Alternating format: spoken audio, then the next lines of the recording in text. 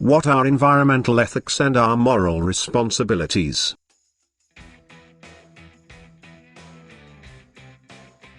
As rightly said by Mahatma Gandhi, the earth provides enough to satisfy everyone's need, but not everyone's greed. We humans exploit nature and consider ourselves to be the most superior beings because of this greed. What we forget is that we are actually just a part of nature like other non-human entities. This is where the need to have environmental ethics arises. So put on your thinking caps.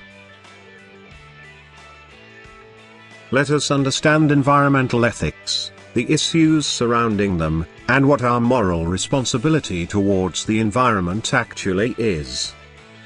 Definition and concept.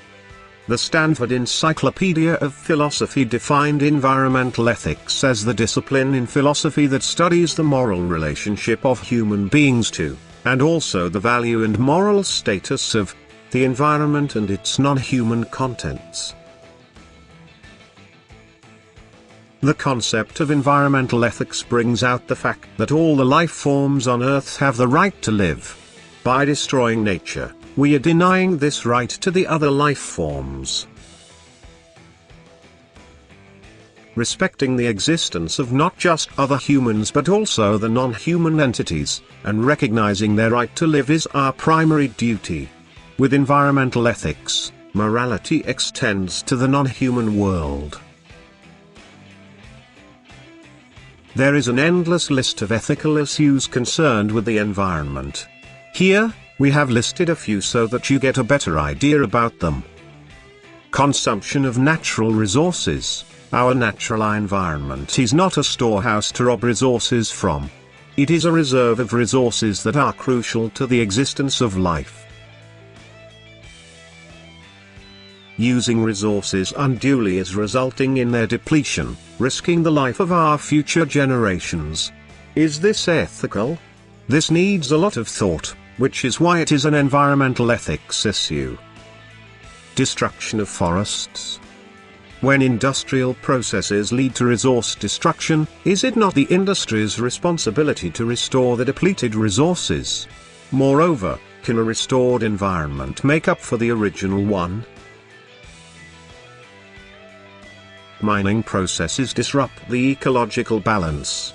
They harm the plant and animal life. Slash and burn techniques are used for clearing land, that leads to the destruction of forests and woodland. The land is used for agriculture, but is the loss of so many trees compensated for? Just think. Environmental pollution. Many human activities lead to environmental pollution. The rising human population is increasing the demand for nature's resources.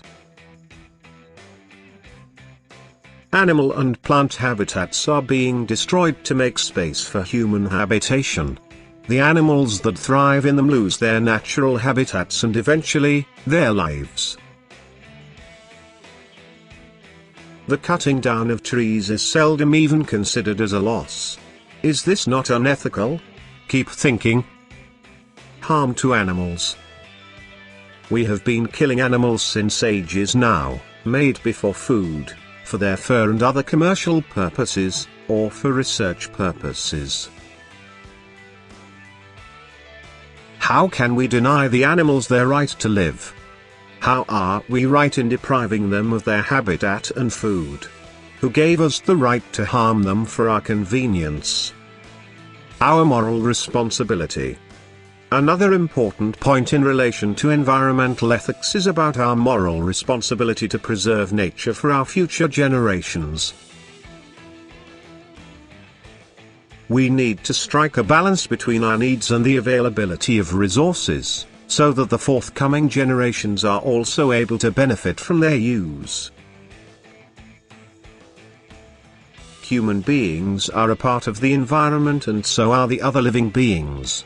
Thus, we have no right to exploit the non-human entities in nature, like plants and animals.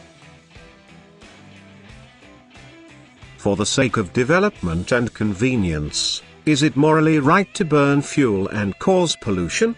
Is it morally right to continue with technological advances at the cost of the environment? It should be our moral responsibility to protect the environment. We have certain duties towards Mother Earth. Our approach towards other living entities should be based on strong ethical values. Even if the human race is considered as the main constituent of the environment, animals and plants are in no way less important. They have a right to get a fair share of resources and lead a safe life. Radical ecology. A step further from environmental ethics is radical ecology. It states that it may not be enough to extend ethics to non-human elements of the environment, and it is necessary to bring changes in the way we live and function. While shallow ecologists follow anthropocentrism, deep ecologists recommend the development of a new eco-philosophy.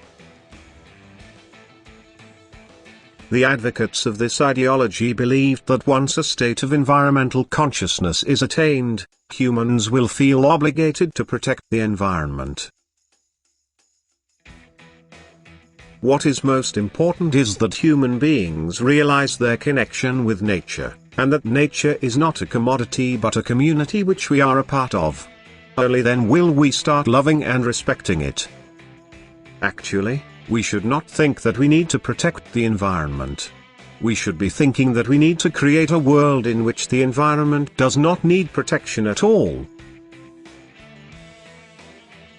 What do you think? Do let us know. Don't forget to leave your comments below, and do subscribe to our channel for many more such amazing videos.